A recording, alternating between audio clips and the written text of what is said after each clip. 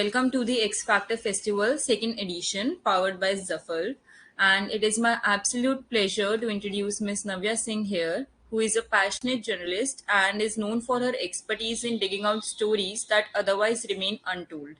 So, Navya's dedication to her craft is truly inspiring, and her ability to bring lesser known narratives to light has made a significant impact in the world of journalism. Her love for storytelling, combined with her amazing journalistic skills, has enabled her to illuminate issues of crucial importance. And today she will be sharing her insights on the topic Role of Journalism in Climate Action and Awareness. So, without any further delay, let's extend a warm welcome to Navya. Hi, Navya. Would you like to introduce yourself to our audience? Absolutely. Thank you so much, Vritti. That was a very kind introduction. I'm really happy to be here. I'm always happy to talk about the role of journalism in different ways.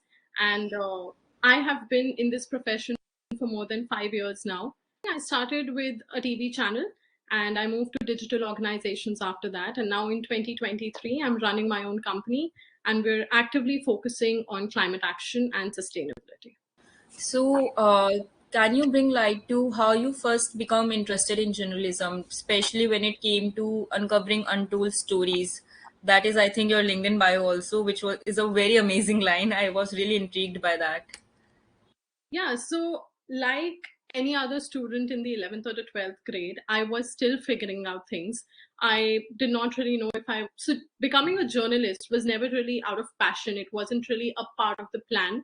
I was trying to join the armed forces because my dad is in the army. I was really interested in joining the armed forces. I later decided also to try my hands at law, so I also appeared for a lot of law exams. And then I came across this very interesting course at Christ University, Bangalore, which was Media Economics and Political Science. Now, that was something that was of interest to me because there were certain uh, things that I had noticed in me when I was in 11th and 12th because of the background that I come from, because of so much traveling since my dad was in the army. I was changing cities every 2 years.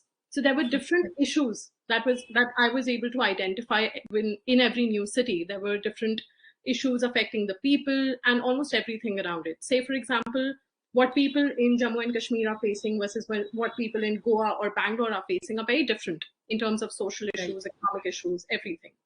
That's when I decided to go for the course and just see where it takes me. And yeah, that's how the journey began. It was a wonderful course, and I decided to do an internship with a TV channel. Too early in my career, I realized that I don't want to be a part of the drama that happens on TV. So I decided to opt out of that. And yeah, and then I joined a couple of digital organizations, and that's when my love for journalism began. So, across your journey, what you thought were like key skills that made you what you are today, or like that are aspiring students can learn if they want a career in journalism? Yeah, I think some skills that I think are really, really important. One is be hungry for news. It's very important to be hungry for the stories you want to cover. If you're just doing a story or writing an article or recording a video or doing a report just for the sake of it, it's not going to fetch you anything. It might reach a lot of views, it might reach a lot of people, your video or your article might even go viral, but then that's when we talk about impact. It's not creating an impact because you did not make it or you did not write it with that dedication. So that's really important. I have covered politics, I've covered social issues, defense, almost everything in the last 5 years. And the only thing that has kept me going is research and the hunger to know better. Even today, when I've been talking about climate action for so long now, I still feel there are so many things that we do not understand, that even I do not understand as a journalist. And it's really important for me to bring that information to you as an audience. And it's also important for me to understand that first. So I think research, hard work, dedication, it's really important. If you're doing anything, and this is true of any profession, I'd like to say, not just journalism, whatever you're doing, it's really important to be dedicated and honest with your work. It's very important. You know, when I started my job at a digital organization, that was the time when suddenly this conversation around work life balance came on LinkedIn. So everybody was talking about it. And you get caught in that. discussion, right? Then you feel, oh, why am I giving 6 hours, 7 hours to this office? Why am I sitting here even after my work is done? Now, there's a very thin line between that. The thin line is how much can you give to your work? What is the best that you can give?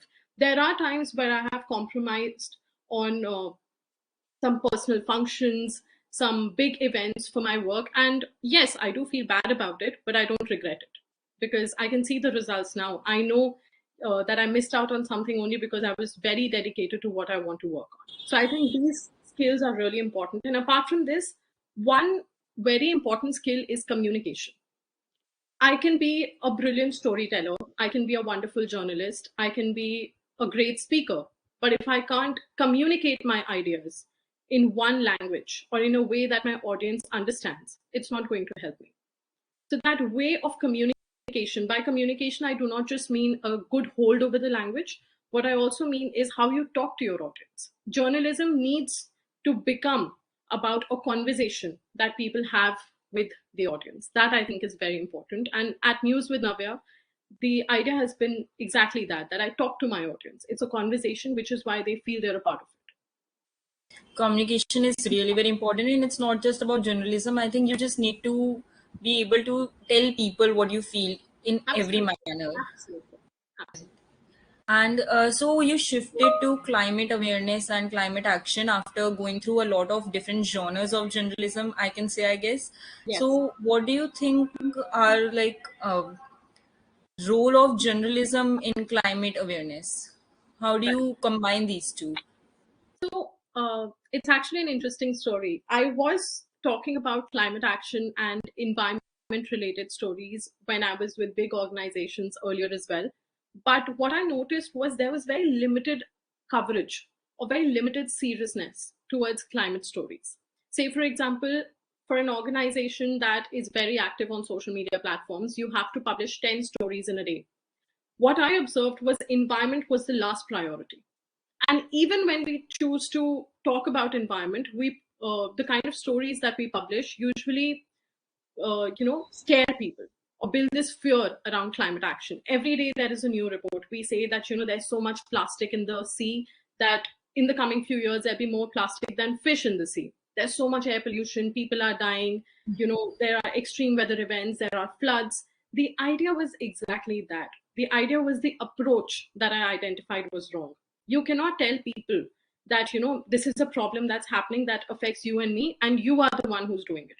It's because of you, and it's you are the one to be blamed for it. I don't think that helps.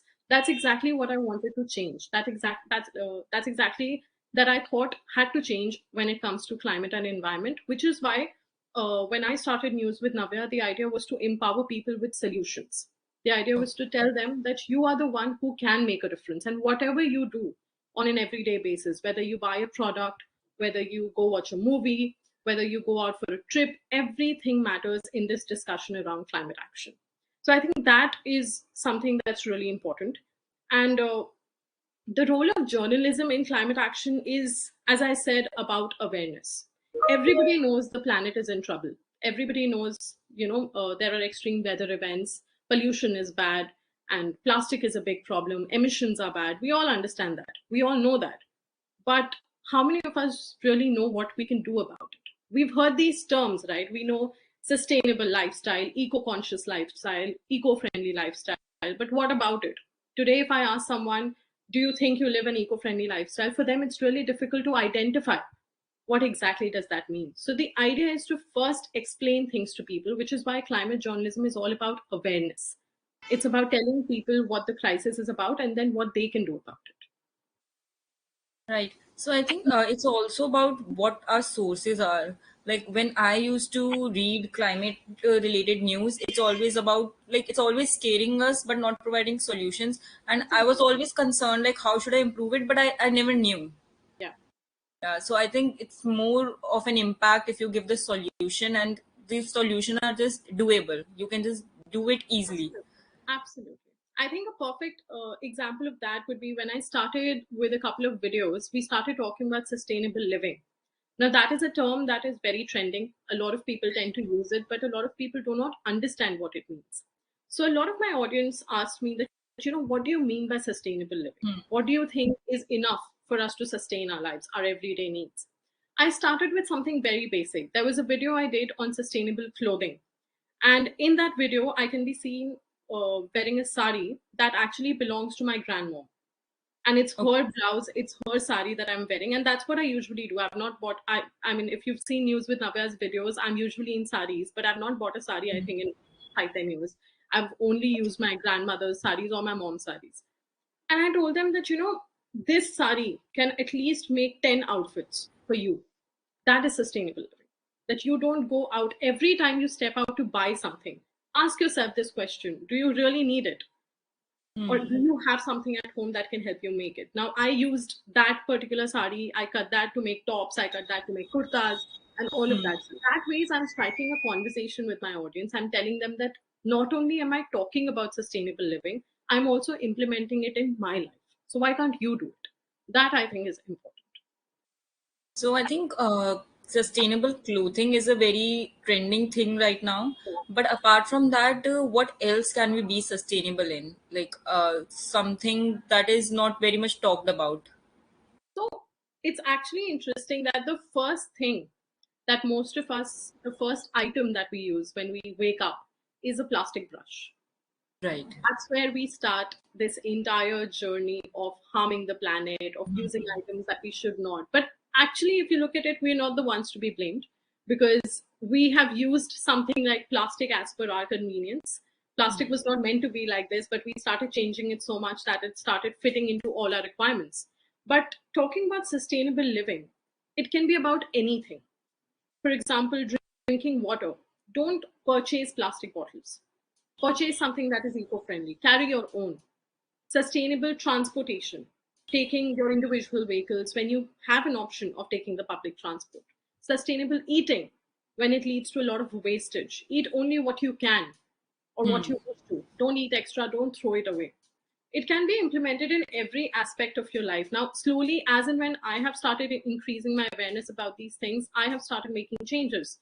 So I switched to a bamboo and a neem brush, toothbrush. I switched to a bamboo hairbrush. And I'm trying to implement all of these things. I'm trying to upcycle a lot of clothes that I have. Whenever I go to a tailor, I'm sure all the tailors across the country have a lot of scrap left, a lot of clothes that is wasted that they usually throw away. Get that. Make interesting stuff out of it. For example, a very crucial point that I'd like to make here is Independence Day is coming up. A lot of people tend to make those plastic flags. That is banned. That is actually banned under the single-use plastic ban in India. What you can do is you can get orange, white, and green cloth scraps from tailors and make interesting stuff around it. Anyways, the tailors are going to throw it. You might as well be eco-conscious and use it and make something out of it. I think these everyday choices is important. And as I said, these choices can only come when people know about it. You need to tell people what the solutions are. Otherwise, it's going to be difficult for them to figure out things. I think there was also a company that came into the Shark Tank that they do sustainable like alternatives for plastic, like a bamboo toothbrush, like you said. Yeah, Yeah, a I lot of remember that. brands are doing it. Yeah. So the entire idea of talking about climate action is there are two things. First, we want people to switch to sustainable brands, eco-friendly brands. Second, a lot of people feel that these sustainable, eco-friendly brands are actually expensive. So we also talk to the brands as to why are their products expensive? What are the challenges that they are facing? It's a circle, right? Demand and supply, it's a circle. So you need to speak to the makers and you need to speak to the consumers to understand what is the equation. What is it that, something like plastic, which has been in the limelight for all the bad reasons for so many years, something like that has become famous. It's been able to thrive all these years despite the crisis. Why are sustainable products not thriving? So I think it's really important to bring that information to light. Now, like you talked about challenges that these companies face. So when you started News with Navya and or when you got into journalism about climate change, what were some of the challenges that you came across? I think first was seriousness. A lot of people started thinking, uh, I'd say a lot of people came from this notion that climate and environment is just one beat for a news organization. How can a news organization only be about that? What are you going to talk about? That was the question that a lot of people asked me, that, how many days are you going to talk about environment? Itna, I don't think there's so many stories. You're going to bore people. But I said, no, there is so much to tell people that I think people are going to be interested. And that's the motive. The motive is to make sure that climate change and climate action becomes interesting for people so that they start acting. Another challenge, I think, was to make interesting content around climate action. Today, if I tell you plastics are a big problem, there are so many plastic bottles in the sea, you'll come to me and say, I know that. What about it? What is it that you're adding to this information? That's when we decided to make our content interesting around everyday events. For example, Barbie and Oppenheimer, two movies released yesterday. Big movies. There's so much conversation around it. Everybody is going crazy on social media. There are hashtags. There are big people wearing pink. I went to watch Oppenheimer yesterday. Everybody was wearing pink in the theaters. People had gone crazy over the movie. If Right. you use something like that to talk about environment and sustainability, I think it's going to interest people. That's exactly what we did. So both of these movies have got uh, medals, EMA medals, Environmental Media Association, Entertainment Media Association medals for green and sustainable production. Not a lot of people know this. They are two really big films, and they are setting the precedent for a lot of other films in the future. That is something that we need to talk about. So while you are also knowing more about the movies, why not appreciate them? So the next time you watch a movie, you'll probably question this, that, is this movie sustainable? Why didn't this movie get a medal? What is it that they did different? That is important. Something like tomato prices affects everyone, the rich and poor, everybody. A lot of news organizations, a lot of TV channels started talking about tomato prices, creating this panic that, it's so expensive, people can't buy. What are people going to do? Are they going to die hungry? What do you think are the options? No, understand why is it expensive. It's expensive because of climate change. It's expensive because of monsoons. It's expensive because half of the stock that comes from Himachal Pradesh was damaged because of heavy rains. You need to understand it from an everyday perspective. Things that you consume every day, things that are a part of your life. That is what constitutes climate change. So that's exactly what we're doing. I think there's a big difference between masala news and impactful news, Absolutely. and we just all hate masala news that come on the TV. And what you are creating is so impactful and also so engaging. Like I was, the thing you told about Barbie and Oppenheimer, I was unaware about that, Yeah, and that's like really shocking. We should know these things, and absolutely. your videos are, I think they will create a big impact in people making awareness. So, how do you keep like you talked about tomato prices and Barbie and Oppenheimer? So when these things happen, how do you keep yourself updated about like also about like scientific things? Or I think tomato prices are climate. I think they are climatic change. Some scientific findings are there. So how do you keep yourself updated with all these? So the first and the foremost thing, as I said, as a journalist, is research. Keep So reading, keep understanding things around you. Now, journalism is one profession that, you can go to office at 9 o'clock, you can come back at 6 o'clock, but journalism stays with you throughout the day. That's the idea. So even if I am sitting at home and I'm not at work, I will still look at everything around me with that perspective. And that is when I decided that climate change needs to become a part of our lifestyle. When I talk about climate action, for example, if, right now, if I'm a journalist talking about climate action and I'm not obeying anything that I say, and I go around, throwing food, throwing plastic, and, you see me doing all of these things that I openly oppose in my videos, that would be a little difficult to digest. So I think that's the thing that I'm talking about, that you need to be aware, you need to read up about it, you need to be interested in these things, and that's the only way to stay updated. There is so much happening, and I still feel that even though we are trying to create this repository for environment news at News with Navya, there is so much that we're still unable to cover because of lack of resources, because there is the team is really small, there is limited time, there are less resources. But then that should not come in the way of effective storytelling or impactful storytelling. So there is always going to be news around you that uh, is trending, but then you come across it later. You can't stay updated with everything. That's part of it. A lot of times when I go out and I meet people, they say that this happened in this country about environment, and I don't know about it. because I've been busy catching up with something else. But that's okay. Take that moment, read up about it, make sure what you do about it then matters to people. So it's a never ending process. Right. So, could you share some tips with us? Like, if suppose I want to start a sustainable living, so from where should I start? Obviously, I would like to start small. So, Yeah. from if you can give some tips to our audience about that.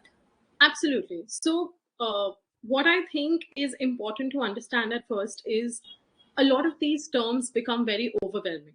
For Hmm. example, there are brands that tell you zero waste, 100% eco-friendly, zero waste, planet friendly.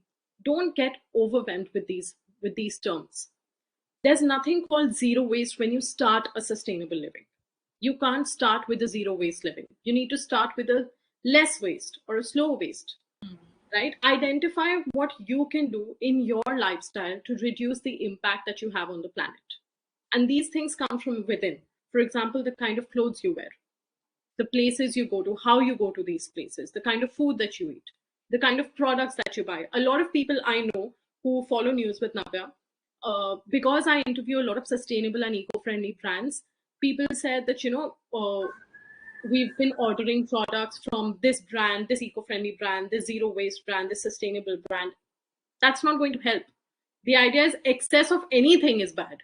Today, if I buy 10 products from sustainable brands, that's not going to help me. So make conscious choices. Sustainability is all about conscious choices. Understand what you really need. What are the bare necessities for you? What is it that you can't do without? And what is the eco-friendly alternative to that? For example, I can't do without a toothbrush. I need a toothbrush, but I don't need a plastic toothbrush. That's not required. I don't need a new tube of toothpaste every time. I can refill the tube. There are facilities, there are companies doing that, that actually come to your nearest stop and you can give your bottles to them, bottles of shampoos, detergents, bottles of home cleaners, anything, and you can get it refilled. That way, you're not purchasing another bottle, you're purchasing the liquid. So there are a lot of startups that are doing this, and all you need to do is identify. There are people doing some brilliant work in the space of sustainability. For example, when you look at something like clean energy, for the past few decades, solar panels and solar energy has been really famous. A lot of people have started putting it in their homes.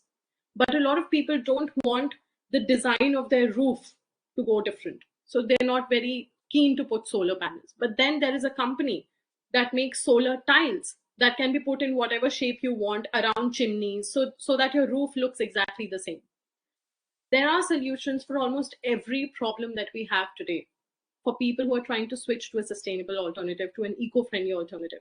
Something like a Bangalore-based startup called Good Gum is making eco-friendly chewing gums. That is, so as of now, the chewing gums, the regular chewing gums that we have contain plastic. So you're basically consuming plastic as part of chewing gums. But this Bangalore-based, Really? yes, it contains That's plastic. shocking. But a Bangalore-based startup is actually using natural ingredients to do that. These are the choices that everything that you consume. By consume, I do not just mean what you consume through your mouth, what you inhale, what you use, everything has a sustainable alternative. The kind of vessels that we use. And it is, sustainability is about empowering others as well. Today, if you live with your family, everybody's sustainability journey is different. You might be way ahead in your journey, others might not be. It's very difficult to convince our parents sometimes to get rid of something, to get rid of plastic. A lot of people in Indian families tend to, even at my place for the longest time, I had seen a big plastic bag behind the kitchen door, and then there are 10 plastic bags inside it. That is not needed. Get rid of plastic. That is important, to call out people when you go to buy vegetables, when you go to buy anything, fruits, vegetables, anything for that matter. Tell the vendor that you don't want plastic. Tell the vendor that you'll get your own bag, and he or she will give you the vegetables in that. Those are everyday choices that I'm talking about, because there are startups, there are people who have left, what I've observed is very comfortable jobs. There are Hmm. people who left very comfortable jobs in their early 40s, late 50s, and started sustainable startups in India only because they identified a problem and they wish to solve that problem with you. But they will only be able to solve that for you when you're willing to solve it. Right. That first step needs to come from the consumer. So, Like if I can share, like my mom really follows these sustainable things. So Hmm. what she got me in my first year of college as my birthday present, by the way, this was a birthday present. It was a jute bag, like this big, and it had one steel straw, steel spoon, steel fork, and she was like, carry this with you around. And so wherever I used to go, like in college, we go to like these small canteens. They give you plastic spoons. So I never used those. I Yeah, used to carry my own spoon and straw. that's So I lovely. think, yeah, that's like one thing that I follow. And I think we can start with these little things. Absolutely. There are earlier when I used to go out and maybe have like uh, something like a juice or a milkshake or cold coffee, they Yeah, used to give plastic straws. yeah, There is a exactly. startup in Bangalore that is actually run by my professor at Christ University. He makes straws out of coconut leaves. That's Whoa, brilliant. I mean, brilliant. paper straws again is not very eco-friendly. Paper, at least we know, comes from trees, and then paper also becomes soggy when you use it. You can't use it for too long. Coconut straws are a brilliant alternative. There are people making leather out of vegan leather, out of mangoes, out of pineapples, out of coconut. There are alternatives everywhere. That's exactly what I'm trying to say. So there are two things that matter here: awareness and a conscious step that comes from the consumer. In the era of this misreporting, like a lot of journalism is like kind of leading to misreporting these days. How can journalists ensure that the accuracy and credibility of their reporting, and like what steps have you taken or you have combat in not spreading misinformation? Yeah. So I learned this very early in my career that when we talk about accuracy or a correct or a factually correct news report, a lot of journalists tend to mess it up when they are caught in this race of who reports first. Hmm. Something big happens in the country, all the journalists across the country get into this race that this channel will report first, or this organization will report first. So for someone who has not even died, you'll just announce that that person has passed away just because you want to go first and report the story. The first idea here is patience. Be patient with your story. Don't push it out. Don't uh, you know be impatient with it to an extent where you compromise with the fact or the accuracy of that report. Every story that you do as a journalist matters. There will be people who might do the same story and they might do it even before you, but you use that to your advantage. Add a little more to that story, add information, add facts that the other journalist who was caught up in this time and this race was not able to do. That is important. I think when it comes to factually correct stories, there are two very simple answers. One is patience, as I said, the other is research. That goes for journalists and viewers. All the people who come across something interesting on WhatsApp tend to forward it without even opening it. That happens everywhere, at our homes also. Our parents also do that. Anything trending, anything interesting, anything sensational on WhatsApp, immediately forward it to your friends. It goes viral. Watch it, understand it, be aware of what you're sending to people. Right. If there is and because sometimes these viral videos, these sensational videos, and triggering videos, they really can create a lot of damage that we do not really understand. A lot of these videos and these content, they're actually aimed at triggering certain sentiments that get Hmm. triggered very quickly the moment you see it on your phones. You will Right. never, as a viewer, you ideally should take that one extra step, research, find out a little more, and then share it with people.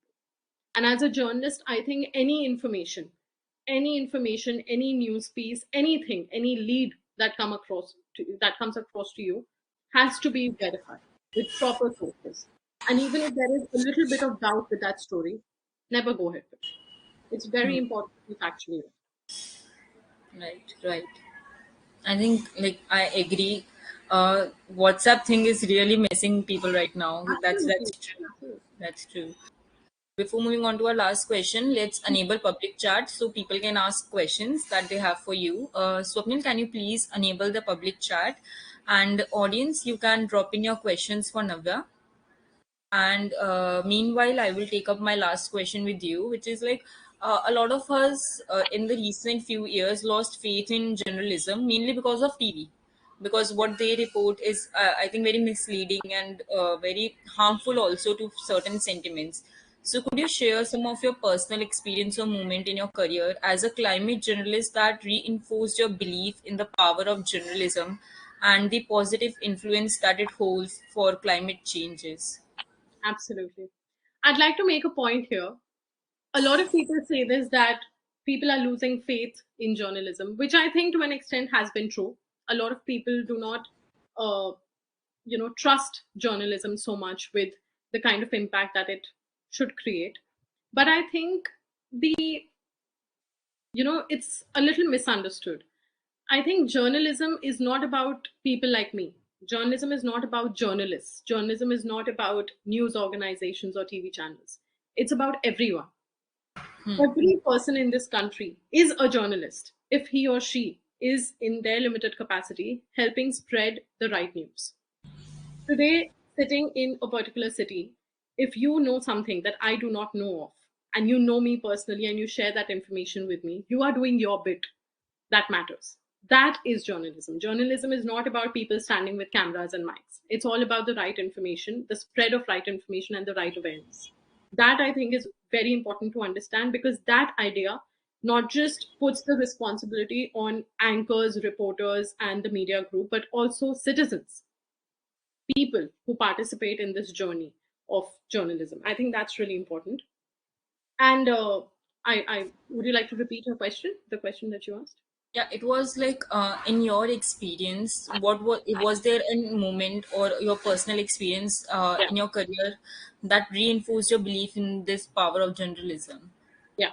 So a couple of weeks ago, I did this story on a Chandigarh based startup that makes washing machines that utilize very less water and very less detergent. They're known as waterless washing machines. Now, at a time when we did this story, we did not really understand that, or we did not really expect it to become so big. In the coming 1 week, the story went viral everywhere on WhatsApp, Facebook, YouTube, LinkedIn, Instagram, everywhere. Because two things happened. One, the story went viral. The founder of the startup, who was struggling with funds, who told me during the interview that, I don't have the money to scale this. I don't have the money to make any more washing machines. I don't have an investor. That person, because of our story, got investment from Shark Tank. Oh, That that's I think amazing. was yeah. So we solved two problems there. We had a startup that was solving such a big problem. Imagine you're saving so much water, and you're absolutely reducing your dependence on chemicals with that one machine. So we helped them get funding from Anupam Mittal, who contacted us directly. And then the second thing that happened was, a lot of people, and I'm very proud to say that a lot of people in their 40s and 50s, when we usually think that people in this age bracket are very comfortable with their everyday choices. They don't really change their choices very quickly. People in that age bracket started purchasing these washing machines, because they said, for all these years we've used a regular washing machine, and it's disastrous to think how much water we've wasted. So now we want to switch to something eco-friendly. That is the impact that I'm talking about. That is exactly the kind of impact News with Navya wants to create. Every time I wear something that is repurposed, that is upcycled, a cloth, a kurta or a sari, my audience appreciates it. And the next day, it has happened so many times. The next day or the next, coming few days, people reach out to me and say that, look at this top. I made this after I cut an old sari that belonged to my grandmother. We're empowering change. We're telling people that, all the change that the world needs, all the right choices that you need to make are already with you. You just need the right awareness and the right motivation to do it. That's all. And there have been stories that have created massive impact on people, where people have actually stopped. We actually do this show called It's All Plastic.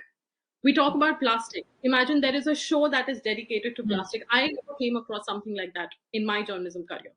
When I started the show and I discussed it with my team, we were sort of nervous as to whether we'll be able to talk too much about it. What if we don't have any other angle to the plastic show after 5 episodes? What are we going to do after that? But no, we have so much to talk about plastic. We are getting the best voices to talk about plastic. And the last episode, episode 5, that went out on this Tuesday, we had a wonderful activist, and she's also the founder of this beautiful group called Beautiful Bharat that is working to clean up cities across India. She talked about plastic using humor, using a song and a poem. I think that was a brilliant initiative to reach out to people and tell them that, you can joke about plastic and you can still solve the crisis. Because if I sit here with a straight face and tell you that, plastic is a big problem, you're just going to look at me for 2 minutes and you're going to forget about it. That I think is important. So those are the kind of different ways that we are, using to make an impact. And I'm happy to say that we have created significant impact in a short span. I think if the stories are delivered right and with the right content and impact, they definitely work as a catalyst. They Absolutely. are going to leave an impact in your mind. You will like to change yourself if you see it in the right way. So I think we can take up the audience question now. Yeah. So Varish Sharma wants to ask, could you share an instance where you faced significant challenges in reporting a story related to climate change, and how did you overcome these challenges? So I think when it comes to challenges in climate action, one very big challenge that I've been able to identify is when you talk about something that is happening in another state. Say, for example, there is an environment story that is happening in Assam. I'm not in that state. It's a small company. I don't have my reporters there. But that should not stand in my way of telling that story or bringing out that story. So I think stories like these really affect a journalist, because then you have to deploy a lot of sources that go beyond your budget, that go beyond your resources, and you have to do that story. That's when it's also a challenge and it's also a new learning, because now I've understood that there are going to be stories like these where I should be present but I can't be, so I have to find other ways to report that story. So then you start building sources in different states, and you rely on them for information, then you try to bring out information from places that you can't be at. So challenges around climate action are basically about not being able to report from that place. Say, for example, there is a protest that is happening in Mumbai, or the RA forest crisis that was happening. I could not be in Mumbai for a lot of reasons, but I still had to cover that story. So that's when you try to build. Now, sitting in Goa, I cannot trust any person in Mumbai for the kind of information that I want to put out on my channel. So you need to build that relationship. You need to understand what is safe, what is right, and what gets you the right information. That, I think, is a big challenge for climate action.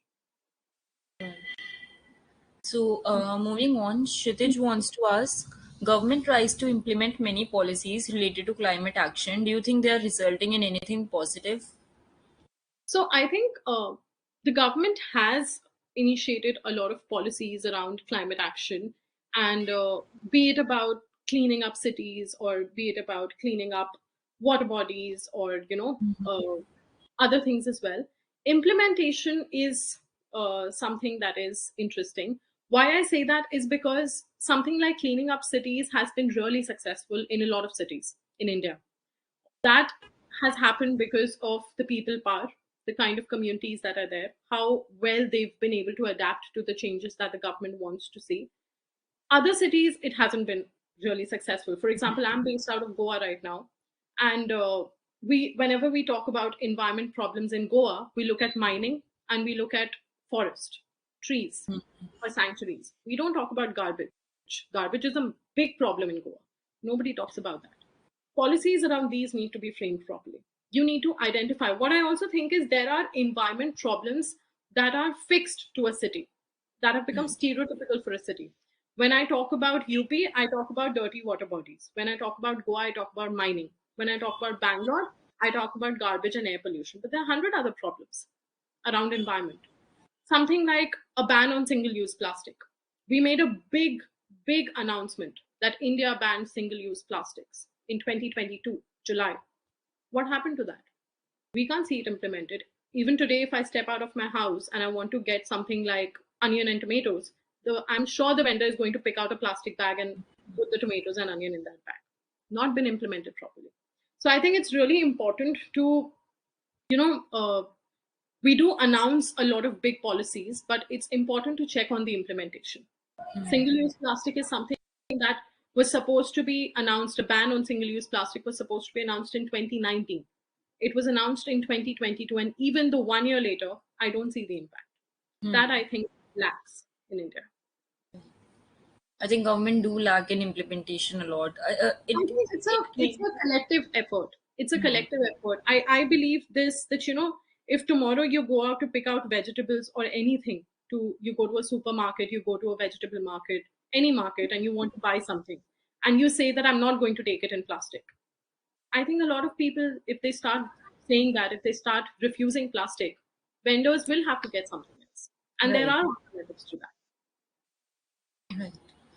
So, Sushil wants to ask, Hi Navya, it's pleasure to hear your amazing insights upon sustainability. Just wanted to ask a question that climate change is a pressing global issue that demands collaborative efforts.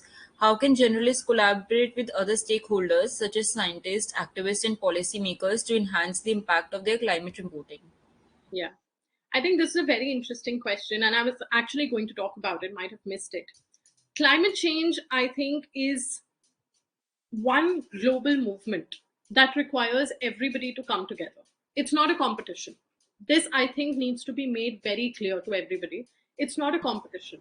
We're not trying to say that one company or one news channel or one government can solve climate change. Everybody has to do it together. There's no other way, there's no other substitute to this. When we talk about journalists, journalism can actually play a very, very crucial role in climate action if it is done responsibly. When I say responsibly, I mean getting in touch with government officials, getting in touch with companies, identifying companies or corporates that are doing that, have the ability and the capacity to bring out impactful change, getting in touch with the right stakeholders. It's very important.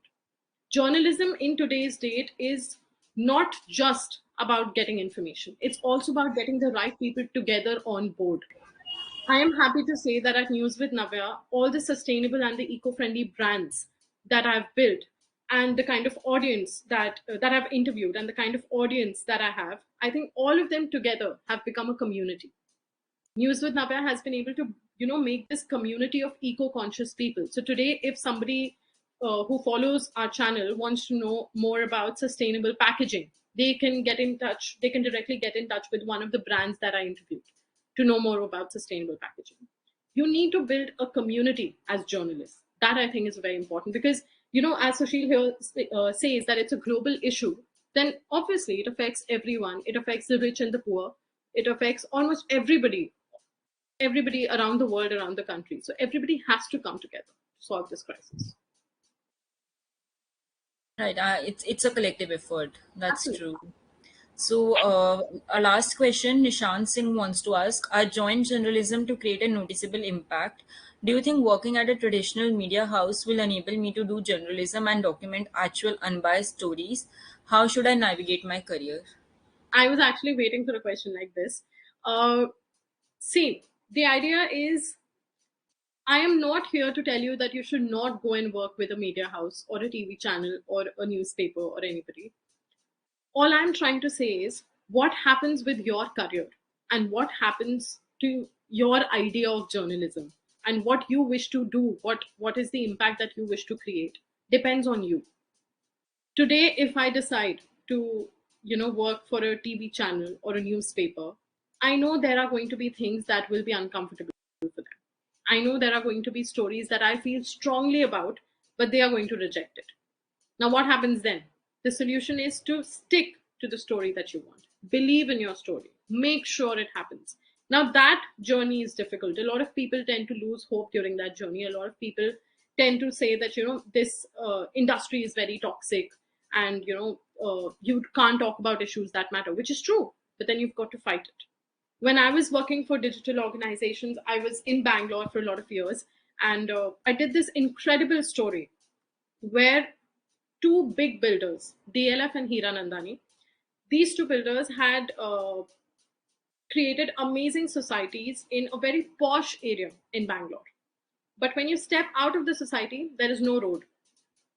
There is no road in that area. Now, this was a problem for 7-8 years in that area, but it only came to light when a lady who was pregnant could not get a cab to go to the hospital. She had to deliver her baby, could not get her cab.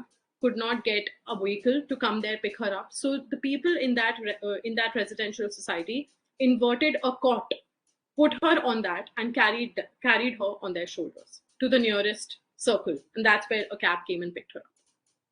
You don't need these things to happen to tell you that there is a problem. This could have been solved earlier.